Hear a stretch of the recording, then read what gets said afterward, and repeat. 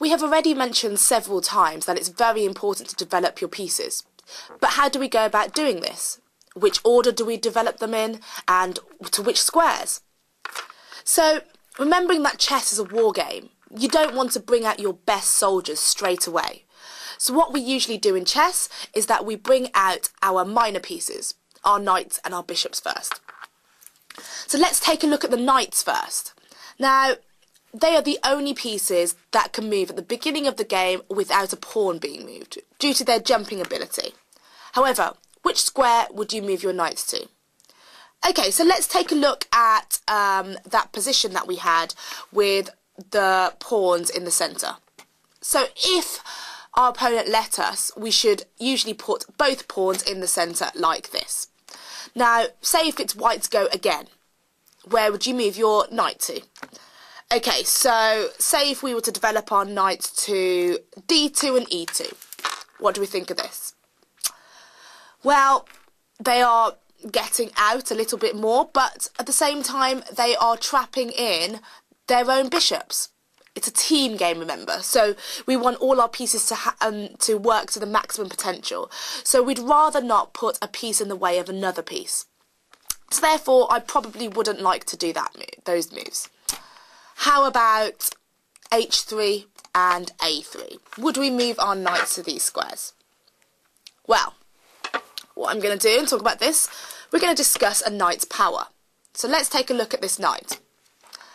This knight is situated in the centre of the board, on one of the central squares, d5.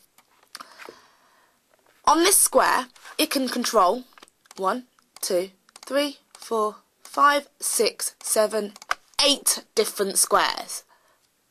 This forms some kind of circle, and this is why sometimes a knight on a central square can be described as an octopus, because it has 8 tentacles that attacks all these different squares. It's extremely powerful. Let's change this knight and put it on the side. Now, on the side, it can control 1, 2, 3, 4 squares. That's half the amount of squares. Not so good. So, on the side of the board, it loses half of its power. Right, let's move it again. I'm going to move it much further down now.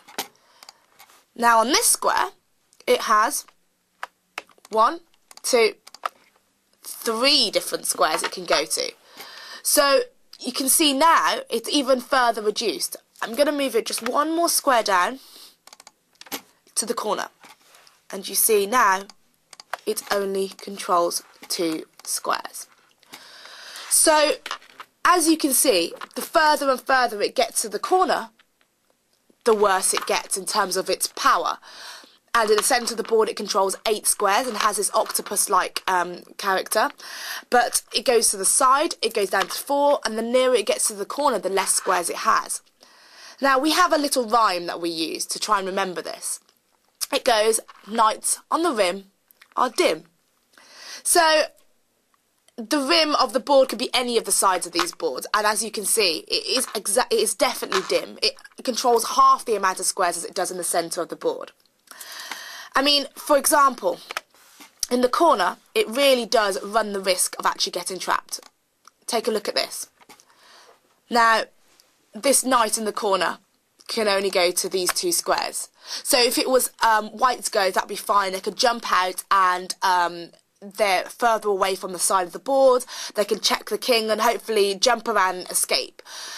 However, if it's black to play, black can now play the move king c3, and suddenly this knight doesn't have anywhere safe to go to. And after that, after king b2, the king's just going to pick up the knight. So we can see how dangerous it is to allow the knight to go into the corner and possibly get trapped. So if we go back to the position where we were trying to decide where to put the knights. So if I'm not going to put them on d2 and e2, and I'm not going to put them on h3 and a3, then it looks like the best squares to put them on would be f3 and c3. Now, these knights are towards the centre, and they control 8 squares in the centre. That's this one and the other one. So you can see that's 16 squares that these 2 knights control. And also the pawns in the centre control a couple of extra squares as well. So you see, this is extremely strong, and you see how much space has been covered now due to the development of these knights to these squares.